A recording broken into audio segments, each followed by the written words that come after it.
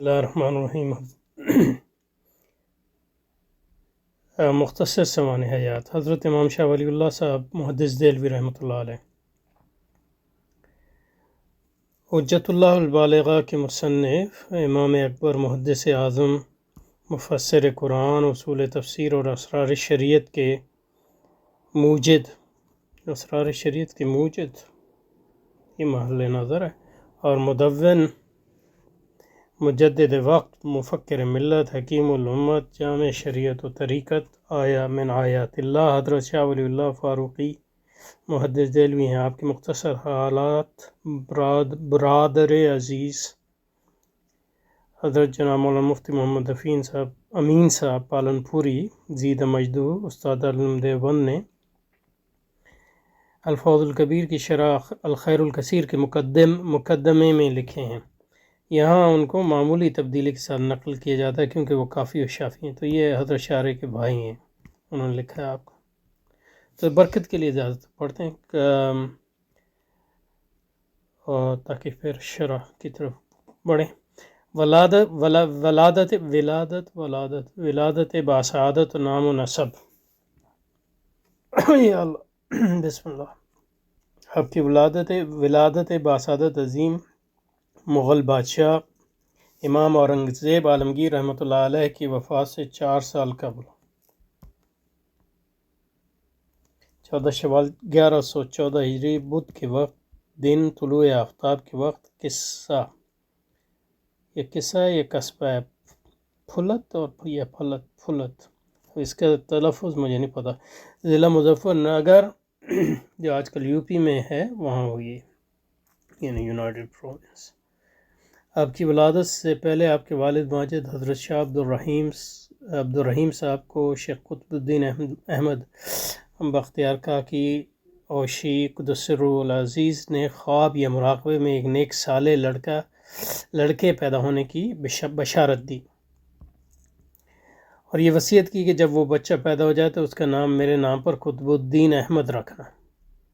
مگر جب آپ پیدا ہوئے تو آپ کے والد صاحب وصیت بھول گئے، یعنی یاد نہ رہی آپ کو، اور آپ کا نام ولی اللہ رکھا۔ پھر ایک مدت بعد جب بختیار کاکی کی وصیت رحمۃ اللہ علیہ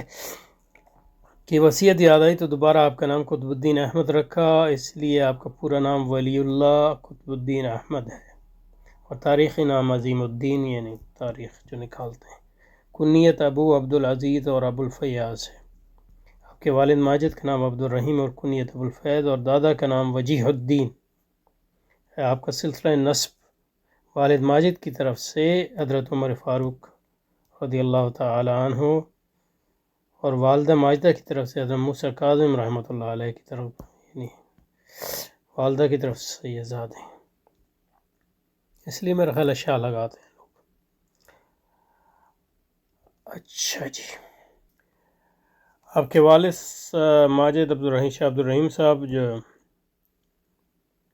فقہ حنفی کے جید عالم اور دہلی کے بڑے مشائخ میں سے تھے، معقولات کے ماہر اور علامہ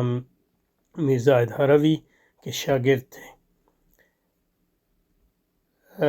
بچپن ہی سے سنتوں کا اہتمام اور دنیا کی دولت و عزت سے نفرت اور آخرت کی فکر کرنے والے صاحب کشف و کرامت بزرگ تھے۔ اب کی والدہ ماجد سیدہ فخر النساء بھی، جو شیخ محمد پھلتی صاحب کی صاحبزادی ہیں، علوم دینیہ کی خوب مہارت و آداب و طریقہ اور اسرار شریعت سے اچھی طرح واقفیت رکھتی تھی۔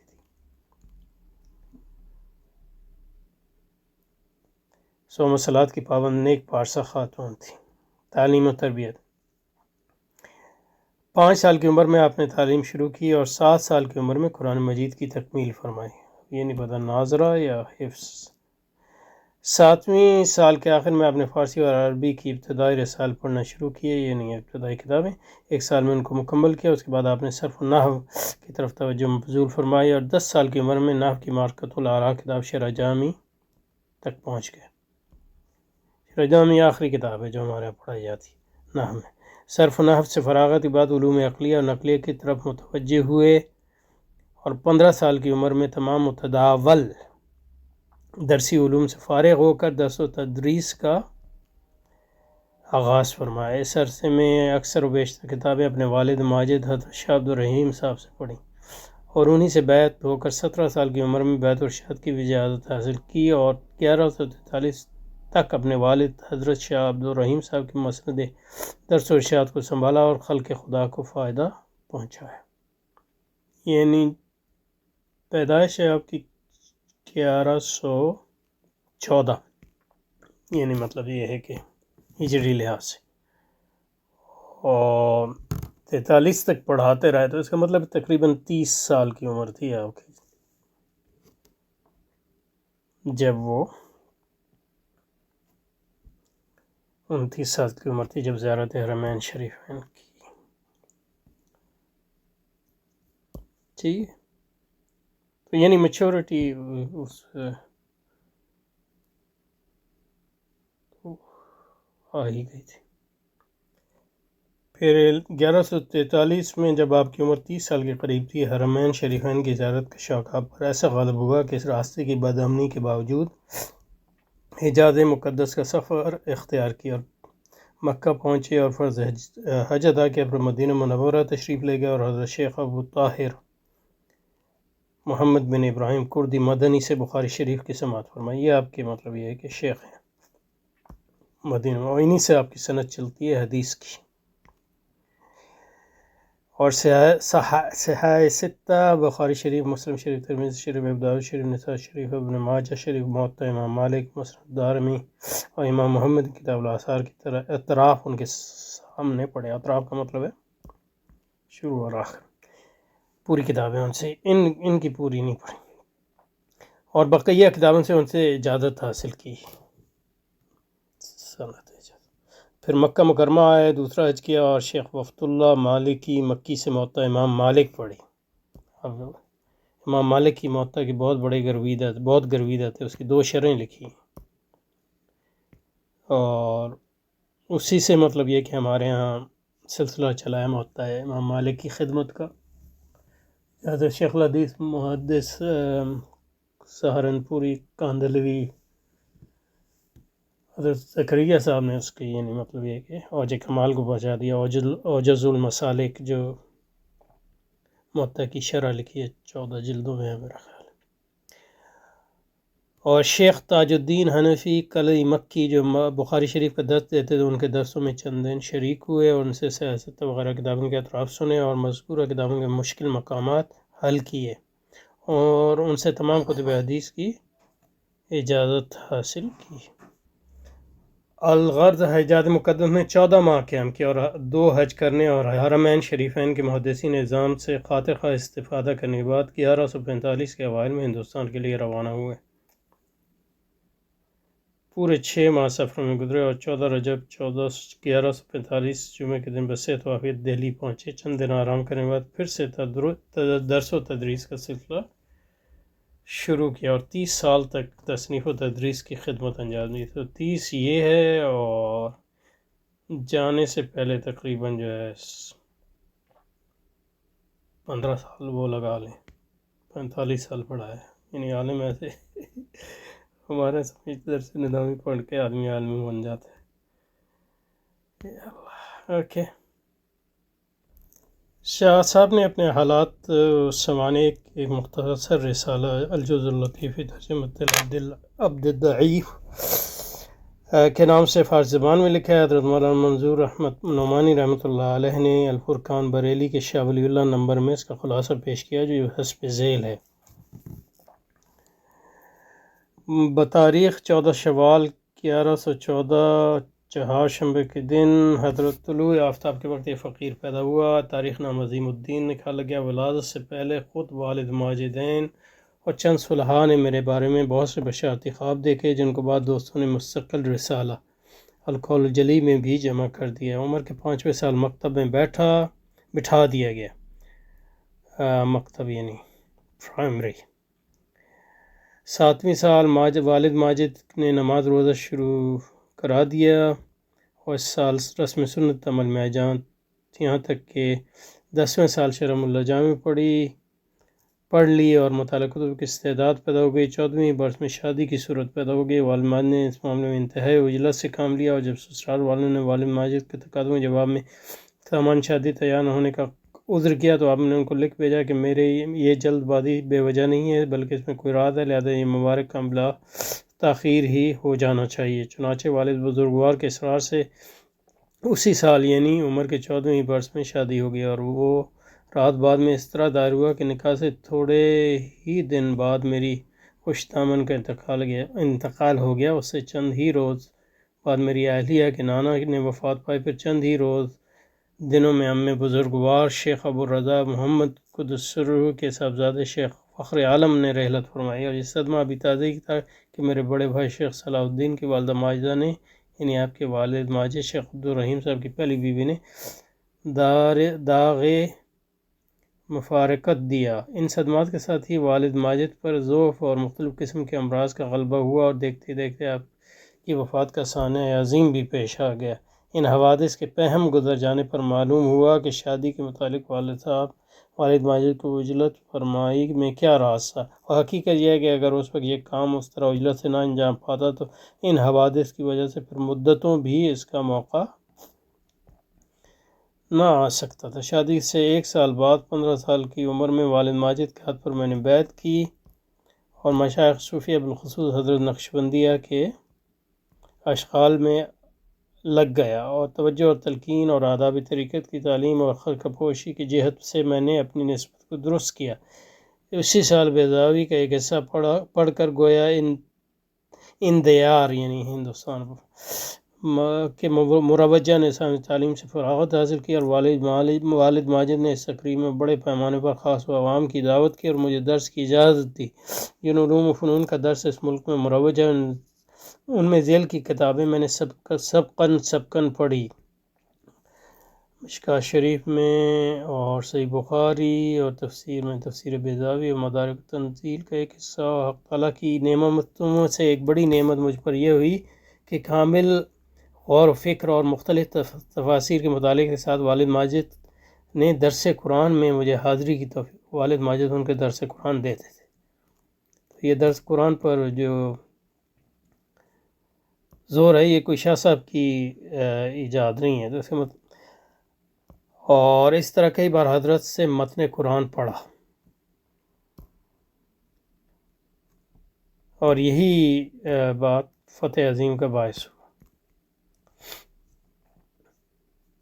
تو مطلب یہ کہ یہ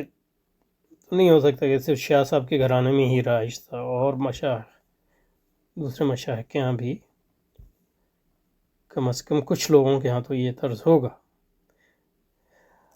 اور علم فقہ میں شرح وقایہ اور ہدایہ پوری پڑھی، اور اصول فقہ میں سمی اور توضیح تلوی کا کافی حصہ، منطق میں شرح شمسیہ قطبی پوری اور شرح مطالعہ کے کچھ حصہ،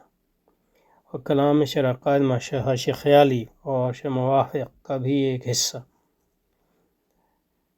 اور سلوک تصوف میں عوارف اور رسالہ نقشبندی وغیرہ، اور علم الحقائق میں شرح رباعیات مولانا جامی، لوائح مولانا جامی، اور مقدمہ شرح لمعات، اور مقدمہ نقد نصوص ابن عربی، اور فن خاص سے اسماء آیات میں والد ماجد کا خاص مجموعہ، اور طب میں موجز، اور فلسفے میں شرح ہدایت الحکمت وغیرہ، اور نحو میں کافیہ، اور اس کی شرح اعظم اللہ جامی، المعانی میں مطول اور مختصر المعانی، اس قدر جتنے جس پر ملا زادہ کا حاشیہ ہے، مختصر المعانی کی بات کریں ہے تو حساب میں بھی بعض مختصر رسالے پڑھے۔ الحمدللہ اس تحصیل کے زمانے میں ہر فن سے خاص مناسبت پیدا ہو گئی، اور ان کے خاص مسائل اور اہم مباحث میری ذہن کی گرفت میں آ گئے۔ میری عمر کے 70ویں سال والد ماجد مریض ہوئے، اور اسی مرض میں واصل برحمت حق ہو گئے، اور اس مرض وفات ہی میں مجھے بیعت و ارشاد کی اجازت مرحمت فرمائی، اور اس اجازت میں کلمہ مبارکہ یدہو کا یدی کا مکرر ارشاد فرمایا۔ خدا تعالیٰ کا ایک بڑا احسان یہ ہے کہ حضرت والد ماجد جب تک زندہ رہے اس فقیر سے بے حد راضی رہے، اور اسی رضامندی کی حالت میں اس دنیا سے تشریف لے گئے۔ حضرت والد کو جیسی توجہ میرے حال پر رہی، ایسے ہر باپ کو اپنے بیٹوں کے ساتھ نہیں ہوتی۔ میں نے کوئی باپ اور کوئی استاد، کوئی مرشد ایسا نہیں دیکھا جو اپنے اولاد یا اپنے کسی شاگرد یا مرید کی طرح اس قدر توجہ اور شفقت رکھتا ہو جو حضرت والد ماجد کو میرے ساتھ تھی۔ اللہم اغفر لی ولوالدی ورحمہما کما ربیانی صغیرا وجازہما بکل شفقت ورحمت ونعمت منہما علی مئۃ الف اضعافها انک قریب مجیب۔ کذالک والدی ووالد کل المؤمن والمؤمنات والمسلمین والمسلمات الاحیاء منهم والاموات انک قریب مجیب الدعوات۔ پھر حضرت کی وفات کے بعد 12 سال تک کتب دینیہ اور معقولات کے درس میں اشتغال رہا اور ہر علم و فن میں غور کرنے کا موقع ملا، اور مذاہب اربع، کیونکہ جو پڑھانے سے کتابیں اسی سے جو ہے اصل میں آدمی سیکھتا ہے اور اس کے خیال میں نکھار آتی ہے۔ پھر حضرت کی وفات کے بعد 12 سال تک کتب دینی اور معقولات کے درس میں اشتغال رہا اور ہر علم و فن میں غور کرنے کا موقع ملا، اور مذاہب اربع کی فقہ اور ان کے اصول فقہ کی کتابوں اور ان میں یعنی مذاہب اربع، تو یہ ہندوستان میں بھی وہاں نہیں گئے حرمین شریف، اور اصول فقہ کی کتابوں اور احادیث کے غیر متعلق بات جن سے وہ حضرات اپنے مسائل میں استناد فرماتے ہیں، یعنی مطلب یہ ہے کہ ان کو سند کے طور پہ پیش کرتے ہیں یا ان سے احکام اخذ کرتے ہیں، نور غیبی کی مدد سے فقہائے محدثین کا طریقہ دل نشین ہوا، یعنی وہ فقہا جو محدثین بھی ہیں، یعنی مطلب فقیہ محدث تو ہوتا ہی ہے، لیکن فقیہ کے لیے جس درجے کا محدث ہونا ہوتا ہے وہ اس سے بڑھ کر پھر مطلب یہ ہے کہ انہوں نے حدیث میں بھی جن لوگوں نے غور و فکر کیا ہے، جیسے فقہاء محدثین جیسے امام شافعی ہیں یا احناف میں امام محمد ہیں، امام مالک ہیں، یہ فقہاء محدثین ہیں، ان پر فقہ یعنی محدث ہیں بڑے درجے کے، اور فقیہ بھی ہیں بہت اعلیٰ درجے کے۔ اس کے برعکس مثلا جیسے امام احمد بن حنبل، وہ فقیہ بھی ہیں محدث بھی ہیں، لیکن ہم کہیں گے کہ ان پہ حدیث غالب ہے، فقہ میں ان کا اتنا درجہ نہیں ہے جیسے امام شافعی اور امام مالک یا امام ابو حنیفہ کا ہے، یعنی مطلب ایک مثال کے طور پہ وہ آپ کو اس بات سے اتفاق کی کوئی ضرورت نہیں ہے۔ غرض والد ماجد کی وفات سے 12 سال برس اس طرح گزارنے کے بعد حرمین شریف کی زیارت کا شوق پیدا ہوا،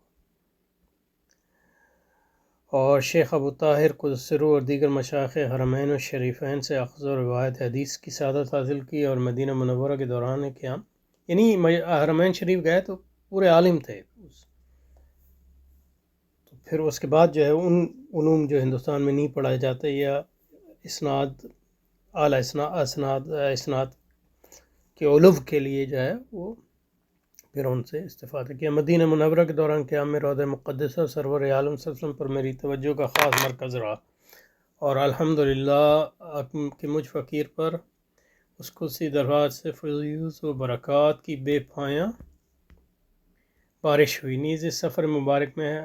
حرمین شریفین اور عالم اسلامی کے بہت سے علماء کے ساتھ خوب رنگین صحبتوں کا موقع ملا۔ رنگین کا کیا مطلب ہے؟ جس میں بھی ترجمہ کیا ہے اب رنگین یعنی دلچسپ ہو گیا۔ نیز اس سفر میں یا اللہ، نیز اس سفر مبارک میں حرمین شریف اور عالم اسلامی کے بہت سے علماء کے ساتھ خوب صحبتوں کا موقع ملا، اور حضرت شیخ ابو طاہر مدنی قدس سرہ کی طرف سے تمام صوفیہ کو جامع خرقہ بھی اسی بابرکت سفر میں عنایت ہوا۔ 1144 کے آخر میں حج سے مقرر مشرف ہو کر اوائل 1142 میں وطن کی طرف واپسی ہوئی، یعنی دہلی، اور بتاریخ 14 رجب 1145 ٹھیک جمعے کے دن بفضل تعالیٰ صحیح سلامت وطن معلوف دہلی پہنچ گیا۔ بتعمیل ارشاد وَأَمَّا بِنِعْمَةِ رَبِّكَ فَحَدِّثْ، بعد خاص الخاص انعامات الہیہ کا بھی تذکرہ کرتا ہوں۔ حق تعالیٰ کا عظیم ترین انعام اس بندے پر یہ ہے کہ اس کو خلط فاتحیت بخشا گیا، اور اسی آخری دور کا افتتاح اسی سے کرایا گیا۔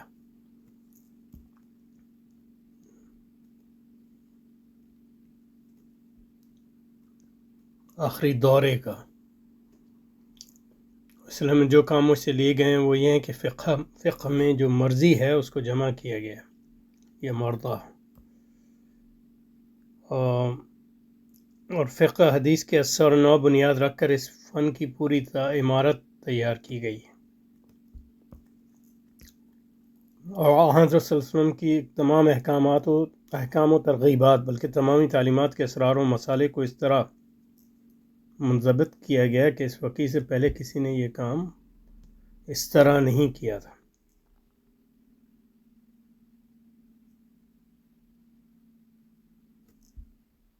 اب یہ نہیں پتہ کہ منضبط سے مراد جو ہے اس کو سسٹمیٹائز کیا یہ مراد لے رہے ہیں یا ضبط کیا گیا، یعنی مطلب لکھا گیا۔ اس سلوک کا وہ طریقہ جس میں حق تعالیٰ کی مرضی ہے اور جو اس دورے میں کامیاب ہو سکتا ہے، میرا خیال کہ نہیں اس دور میں اس مجھے اس کا الہام فرمایا گیا، اور میں نے اس طریقوں کو اپنے 2 رسالے ہمات اور الطاف القدس میں قلم بند کر دیا ہے۔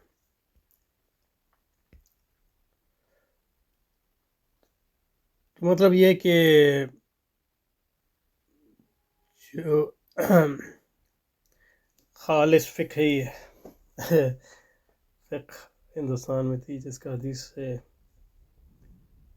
جو گہرا رابطہ نہیں رہا تھا متاخرین کے ہاں،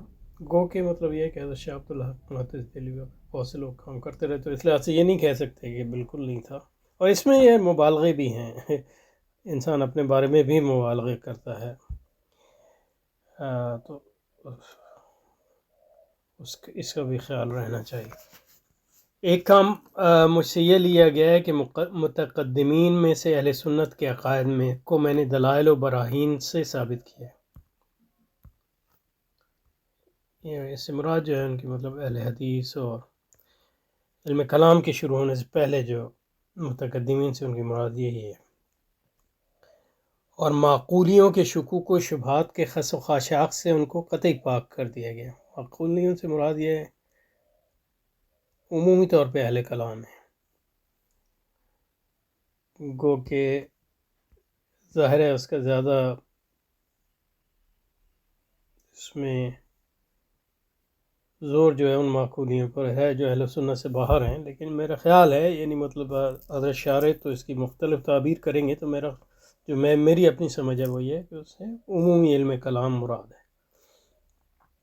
اور ان کی تقریر الحمدللہ ایسی کی ہے جس کے بعد کسی بحث کی گنجائش ہی نہیں رہتی یہ تو کبھی نہیں ہوتا کہ بحث کی گنجائش نہ رہے،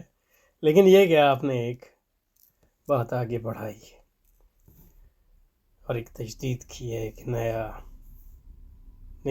نئے دور کا آغاز کیا اصلاح کا، اس میں کیا شک ہے۔ علاوہ ازیں کمالات اربع یعنی ابداع، خلق، تدبیر اور تدلی کی حقیقت اور نفوس انسانیہ کے استعداد کا علم مجھے عطا کیا گیا، تو اس کو دیکھیں گے کتاب میں آئے گا ان اصطلاحات کے معنی، اور یہ دونوں ایسے علوم ہیں کہ اس فقیر سے پہلے کسی نے اس کے کوچے میں قدم بھی نہیں رکھا تھا۔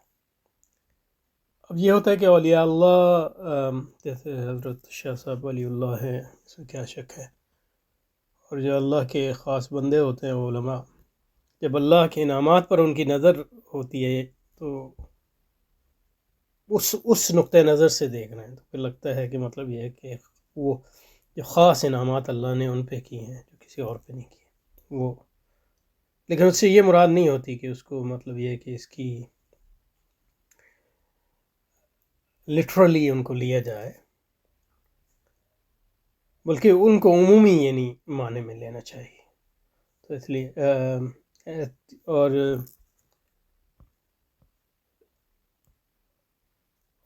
سے نفوذ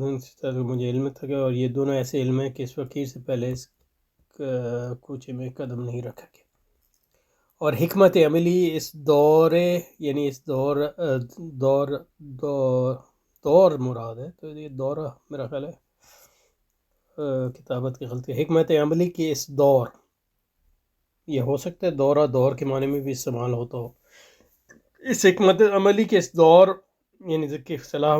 فلاح اسی سے وابستہ بلکہ اسی میں منحصر ہے، حکمت عملی کے دور سے کیا مراد ہے؟ اور حکمت عملی مجھے بھرپور دی گئی ہے، اور حکمت عملی مجھے بھرپور دی گئی، اور کتاب و سنت و آثار صحابہ کی اس کی تطبیق و تفصیل کی توفیق بھی نصیب ہوئی۔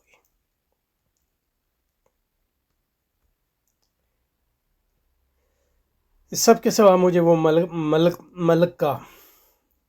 ملکہ عطا ہوا جس کے ذریعے سے میں یہ تمیز کر سکتا ہوں دین کی اصل تعلیم جو فی الحقیقت حضرت کی لائی ہوئی ہے، اور وہ کیا ہے اصل تعلیم جو فی الحقیقت، یعنی دین کا مقصد کیا ہے۔ تو یہ تو محدث اور بڑے علماء کو اس کا ملکہ ہوتا ہے، اور کون سی ایسی باتیں ہیں جو اس میں ٹھوسی گئی ہیں جو کسی بدعت پسند فرقے کی تحریف کا نتیجہ ہے۔ تو مجددین کا ایک کام یہ ہے کہ ہر زمانے میں جو ہے علوم کی تجدید کریں، اور اس میں جو باتیں تحریف کے ضمن میں آ گئی ہیں ان سے ان علوم کو پاک کریں، اور غلو سے پاک کریں، اور جفا سے پاک کریں۔ تو حضرت شاہ صاحب نے نہ صرف خود کیا، بلکہ حضرت شاہ صاحب کا بڑا کارنامہ اصل میں یہ ہے کہ آپ کی تجدید جو ہے وہ جاری ہے، کیونکہ آپ کے خاندان میں سے شروع ہوئی، بیٹے اور پوتے، اور پھر آپ کا یعنی علماء کا سلسلہ جاری رہا، تمام علماء بر صغیر آپ کے شاگرد ہیں، یا آپ کے بیٹوں کے شاگرد ہیں، یا آپ کے پوتوں کے شاگرد ہیں، اور علماء دیوبند کے ذریعے ایک سلسلہ جاری ہے، علماء خیر آباد اور علماء بریلی کے وہ الگ سلسلہ جاری ہے، اور پھر جہاد کی تحریک وہ الگ سلسلہ جاری ہے۔ جیسے مطلب یہ کہ یہ اب دیکھیں نا، یہ افغانستان والے بھی آپ ہی کے شاگرد ہیں، وغیرہ وغیرہ۔ تو آپ بہت بڑا مطلب اس میں یہ ہے آپ کی تجدید کا کہ وہ ایک جاری و ساری تجدید ہے، اور اس کا اثر ساری دنیا پہ ہو رہا ہے۔ تو وہ جو باتیں میں نے کہا کہ اس میں مبالغہ تھا، تو وہ اس لحاظ سے صحیح نہیں ہے کہ کیونکہ شاہ صاحب ہو سکتا ہے پورا اگلا دور دیکھ رہے ہوں اللہ کی عنایت سے، جو ہم جو اس کا تجزیہ کر رہے تھے وہ صرف ان کی حیات مبارک کے تناظر میں۔ تو یہ بات ابھی ذہن میں آئی تو اس سے، تاکہ مطلب جو پہلے کہا وہ اس کی اصلاح یا اس کے ایک الگ نقطہ نظر بھی پیش کر دوں۔ اور مطلب پھر حضرت شیخ الہند کی تحریک، اور خود مولانا مودودی رحمۃ اللہ علیہ کی تحریک، شاہ اللہ کی تحریک کا ہی جز ہے، وغیرہ وغیرہ۔ اپنے یہ حالات حق تعالیٰ کے یہ انعامات بیان فرمانے کے بعد حضرت شاہ صاحب نے اپنی تحریر کو ان الفاظ پر ختم کیا۔ اب یہ نہیں پتہ کہ آپ کا شعر ہے یا کسی اور کا۔ وَلَوْ أَنَّ لِي فِي كُلِّ مَنبَتِ شَعْرَةٍ لِسَانًا لَمَا اصْطَفَيْتُ واجب حمدہ سبحانہ وتعالی۔ وفات حسرت آیات۔ حرمین شریف سے مراجعت کے بعد آخر عمر میں تک آپ تدریس و تصنیف مشغول رہے۔ 29 محرم الحرام 1176 یعنی بمطابق 20 اگست 1762 دن ظہر کے وقت انتقال فرمایا۔ تو کتنی عمر بنتی ہے آپ کی؟ 1114 میں پیدا ہوئے ہیں، تو ہجری لحاظ سے جو آپ کی عمر ہے تقریباً 60 سال، کچھ زیادہ ہے۔ بڑی عمر نہیں ہے، لیکن دیکھیں کتنا کام کیا ہے۔ اور اپنے والد حضرت شاہ عبد الرحیم صاحب کے مزار سے متصل دہلی کی مشہور قبرستان منہدیاں، اب اس کا مجھے نہیں، منہدیاں میں آپ کی جست خاکی کو سپرد خاک کر دیا گیا۔ اس کا تلفظ صحیح مجھے نہیں پتہ۔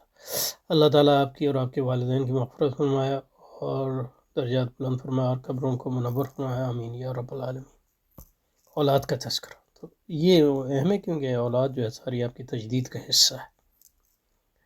حضرت شاہ صاحب کی پہلی اہلیہ محترمہ یعنی آپ کے ماموں شیخ عبید اللہ صاحب پھلتی کی صاحبزادی، ماموں صاحب کے ماموں ذات میں ہیں، کہ بطن سے صاحبزادے شیخ محمد اور ایک صاحبزادی سیدہ امت العزیز تھیں، اور دوسری اہلیہ محترمہ مسمات ارادہ بنت شاہ ثناء اللہ صاحب کے بطن سے 4 صاحبزادے تھے، اور دوسری اہلیہ محترمہ مسمات ارادہ بنت شاہ ثناء اللہ کے بطن سے 4 صاحبزادے تھے، اور یہ چاروں امام ہیں. دیکھیں نا، شاہ عبد العزیز صاحب محدث دہلوی، پھر شاہ رفیع الدین صاحب، پھر شاہ عبد القادر صاحب، پھر شاہ عبد الغنی صاحب، اور ان کے جو بیٹے ہیں وہ بھی امام، شاہ اسماعیل شہید، امام بھی کیا، شہید بھی اور مجاہد بھی. اور مولانا امام ابن تیمیہ کی طرح مظلوم بھی، یعنی مطلب یہ ہے کہ آدھے ہندوستان کے علماء آج تک ان پہ لعن طعن کرتے ہیں. ماشاء اللہ والد محترم ہیں. شاہ صاحب کی وفات کے بعد شاہ عبد العزیز صاحب آپ کے جانشین ہوئے، اور شاہ صاحب کا کارنامہ یہ ہے کہ آپ نے حضرت شاہ ولی اللہ کی فکر کو مین سٹریم بنایا، اور اپنے تینوں بھائیوں شاہ اسماعیل شہید کی تربیت کی. اپنے تینوں بھائیوں اور شاہ اسماعیل شہید کی تربیت کی، اور تینوں بھائی شاہ عبداللطیف کے حیات میں وفات پا گئے. اور مولانا اسماعیل شہید بعد میں سکھوں سے لڑتے ہوئے اپنے پیر مرشد سید احمد بریلوی رحمۃ اللہ علیہ کے ساتھ شہید ہوئے. سب حضرات اپنے زمانے میں علم و فضل کے آفتاب و محتاب اور نامور فضلاء تھے. شاہ صاحب کا زمانہ، میرے خیال میں یہاں پہ رکتے ہیں، تو اگلی بار انشاءاللہ شاہ صاحب کے زمانے پر سے اس کا مطالعہ شروع کریں.